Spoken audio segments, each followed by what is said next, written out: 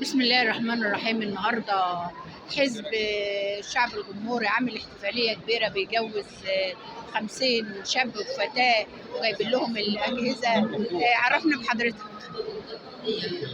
أنا أعرف أهمية حزب الشعب الجمهوري في مركز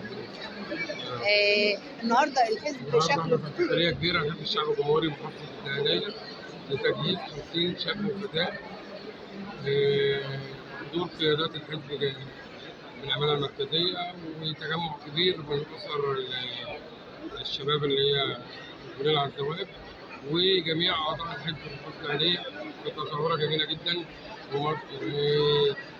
فعالية أكثر من رائعة وتمس المواطن البسيط.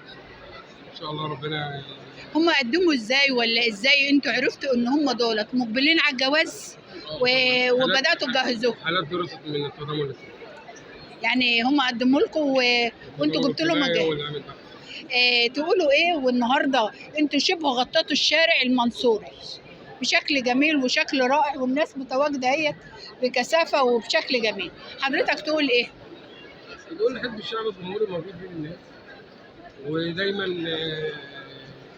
هيظل موجود، وحزب قوي في الدهلية، وحزب له اسمه على مستوى الجمهورية، وحزب بيعتز برئيسه سيادة المهندس خالد عمر، ويعتز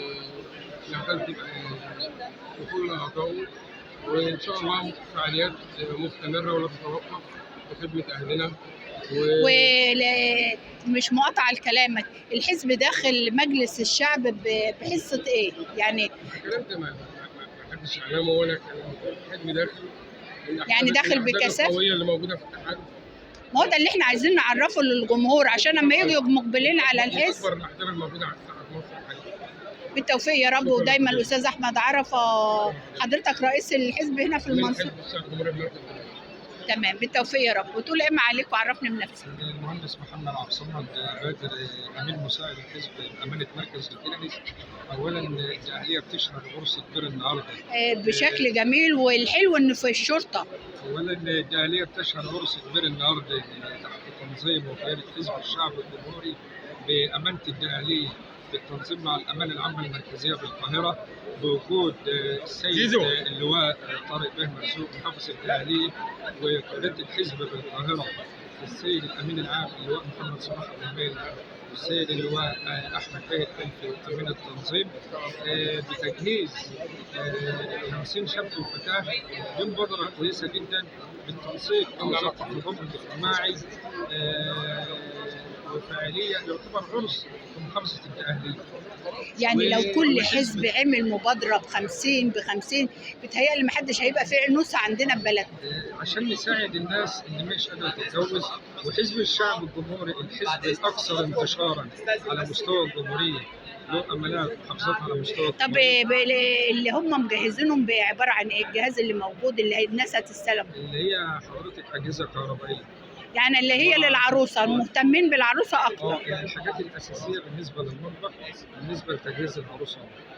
بالتوفيق يا رب، ومبادره فعلا تليق بحزب قوي هو من اكبر الاحزاب ومن اكثر الاحزاب انتشارا على مستوى الجمهوريه، من المركزيه للقاهره للمحافظات للمراكز للوحدات الحزبيه على مستوى الجمهوريه. واكيد النهارده برضو في المنصوره هيبقى شغل جميل وشغل فعلا بيعرف الشارع المصري ان احنا متواجدين فعلا. وجود السيد المحافظ ووجود قياده الحزب في المركزيه بالقاهره، ووجود اعضاء الهيئه البرلمانيه للحزب بمجلسيه النواب والشيوخ، كلنا بنشهد هذا العرس الجميل، ويا ريت دي حاجه تبقى موجوده بصفه دايمه يا رب، لان دي حاجه بتساعد. لا المنظر حلو ان 50 شاب وشاب هيبقوا فرحانين النهارده ومروحين بيوتهم باجهزتهم. تنظيم اكثر من رائع. حاسين فعلا بحاجه جميله بتتقدم لهم. عرفيني معاليك. انا استاذه سمير. بتشتغلي ايه يا استاذه سوزان؟ تربيه وتعليم.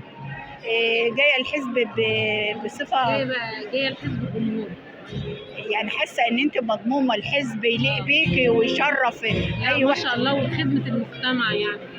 طب تقولي ايه على مبادره جهاز 50 عريس وعروسه؟ جميل طبعا، مبادره حلوه يعني، هي في تفاعل ما بين المجتمع بين الشارع والناس. حاسس بيه يعني ان هو يشارك فرحته ويبني معاه بيته كمان.